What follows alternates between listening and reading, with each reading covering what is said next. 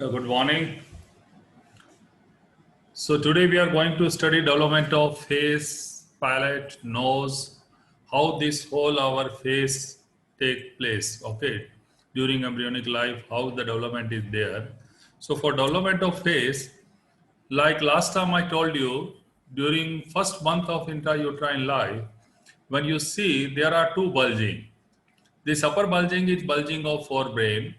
That forebrain is a part of neural tube. Below that, there is another bulging, that is the bulging of pericardium. Then I told you folding of endoderm give rise to the gut. And there is a depression between the upper bulging and the lower bulging, that is the bulging of forebrain and bulging of the pericardium. That depression is known as stomatodium. Stomatodium is a future mouth. Now gut and stomatodium, they are separated by a membrane, that is buccopharyngeal membrane. Now later on, this membrane disappear and stomatodium, that's the mouth, that continue with the pharynx and esophagus. Now you see here in this diagram, very easy to draw also, the mesenchyme overlying the forebrain. What is mesenchyme? Mesenchyme is loose mesoderm. When mesoderm is not compact, it is not condensed, it is loose, we call it mesenchyme. The mesenchyme over the forebrain give rise to a downward projection. This mesenchyme give rise to a downward projection, and that downward projection is known as frontonasal process. Okay, that is known as frontonasal process. Come back to that. See this one. So now what you have, if you see the anterior view, this is frontonasal process. So how the frontonasal process develop? The frontonasal process, it developed from mesenchyme. That's a mesoderm over the forebrain. So loose mesoderm give rise to a bulging, that is known as frontonasal process. Below you have bulging of forebrain. In between two bulging, there is stomatodium, that is the future mouth. So this was the lateral view. Now when you see the anterior view, it looks like this. So this bulging is frontonasal process from mesenchyme or forebrain. Now laterally you have first arch. First arch, I told you the pharyngeal arch. The first arch is a mandibular arch. So laterally there is the mandibular arch. This is the first arch. Now in second diagram you see from the mandibular arch there arises a bud, that is a process which is known as maxillary process. So first arch give rise to a projection. That projection you can call it bud or the process which is known as maxillary process. So once maxillary process appear, then remaining part of mandibular arch or first arch is known as mandibular process. So now from first arch you have got two processes. One is mandibular process, another is the maxillary process. Later on, this maxillary process give rise to development of your maxilla and mandibular process give rise to development of mandible. So now what you have frontonasal process, you have stomatodium mouth. Mouth is still very big. Okay, then you have maxillary process and mandibular process. Now what happened on frontonasal process, there appear two ectodermal thickening. On the frontonasal process, there appear two ectodermal thickening. Those thickening are known as nasal placode. So nasal placodes are the thickening on the frontonasal process. Lateral and above to nasal placode, there appear two more ectodermal thickening. These are known as lens placode. So lens placode are above and laterally, below and midly you have nasal placode. This is the frontonasal process. Now you see this is the maxillary process from the mandibular process. So both the mandibular process, they fuse together. Below if you see, they fuse together and they give rise to your mandible. And still stomatodium is bigger. Now what happened? Nasal placode that dips inside. The nasal placode now it dips inside and it gives rise to the nasal pit.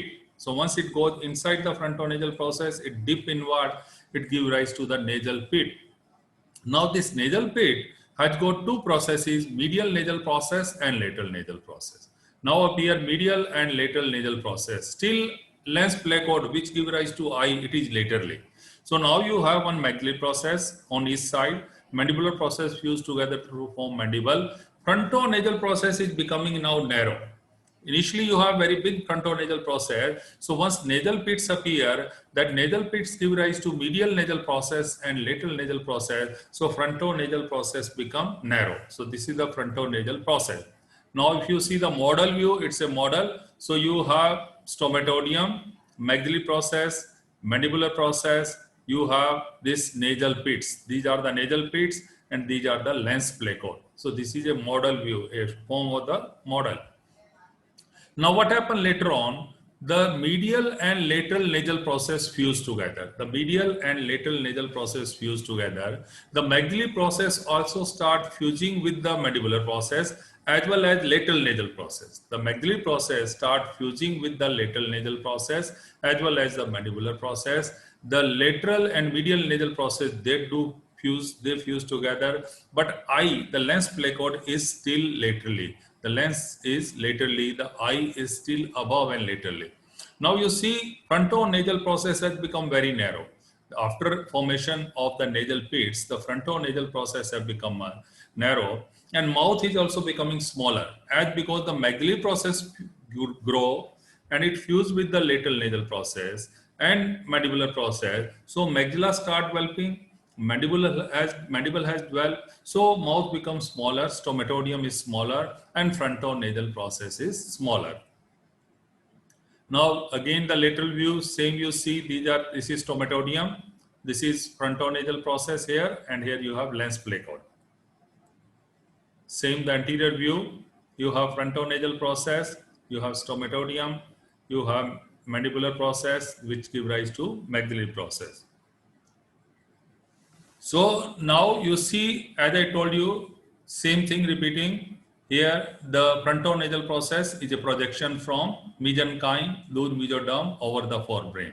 So what you have now, face is derived from frontonasal process. Number one, frontonasal process. That frontonasal process dwell from your mesenchyme over the forebrain. Second, first pharyngeal arch, that is the mandibular arch. That mandibular arch gives rise to two processes, maxillary process and mandibular process.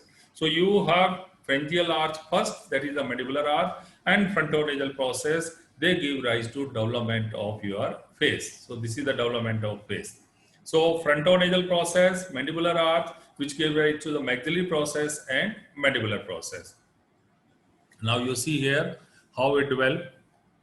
You see, this is the facial primordia.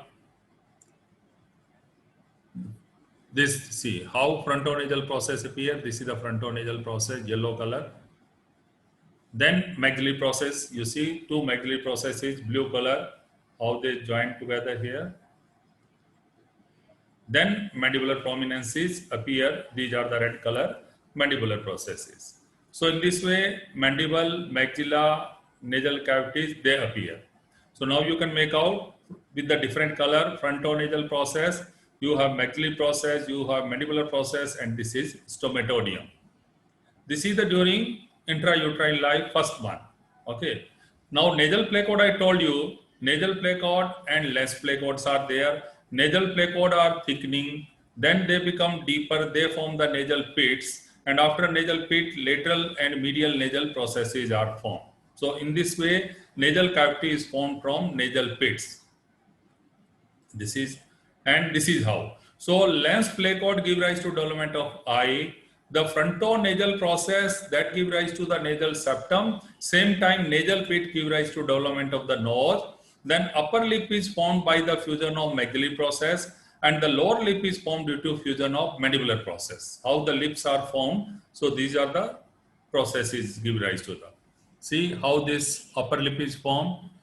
This is from the lateral part of your maxillary process. So upper lip, maxilla, they develop from maxillary process. Lower lip and mandible, they develop from the mandibular process. Mandibular process and maxillary process, both they develop from first pharyngeal arch or first branchial arch. Now, how the nose and cheeks are formed? We will see the nose and cheeks. Ear, external ear, already I told you the first cleft, the first ectodermal cleft give rise to the external ear. The external ear is formed from the first cleft. Now, nose the eye dwell from the lens placode and neuroectoderm. Now, nasal cavity. How the nasal cavity are derived? The nose I told you, first you have nasal cord, they give rise to nasal pit. This is the nasal pit. Okay. Later on, it become bigger. The nasal pit become bigger. It give rise to medial and lateral nasal process, and now it form nasal sac. This is the nasal sac. The nasal sac that is separated from the stomatodium by